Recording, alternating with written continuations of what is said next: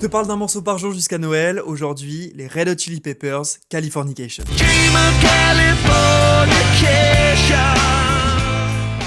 Dans les années 90, les Red Hot ils vont s'imposer avec leur album Blood Sugar Sex Magik comme l'un des groupes de rock les plus inventifs. Mais le succès et les éloges qu'ils vont recevoir, c'est ce qui va leur brûler les ailes. John Frusciante, le guitariste, et Anthony, le chanteur, ils vont développer des grosses dépendances à des drogues. Le groupe est en constante évolution, ils sortent des projets avec plus ou moins de succès, et en 97, John sort enfin de Désintox. Et là, il y a un espèce d'alignement des astres où les 4 gars veulent se retrouver en studio pour faire de la musique. Et ils vont le faire avec une pointure de l'industrie, un DA hyper reconnu, Rick Rubin. Pour leur nouvel album, ils choisissent d'aller vers la simplicité, déjà parce que John il est très affaibli après sa cure, il est plus trop capable de donner la même énergie à la guitare qu'avant, et au-delà de tout ça, ça leur fait du bien à ce groupe ultra excité de revenir à quelque chose de plus épuré, minimaliste. Ça se ressent vraiment dans Californication, les arpèges sont très simplistes, très doux, mais ils amènent une émotion de dingue.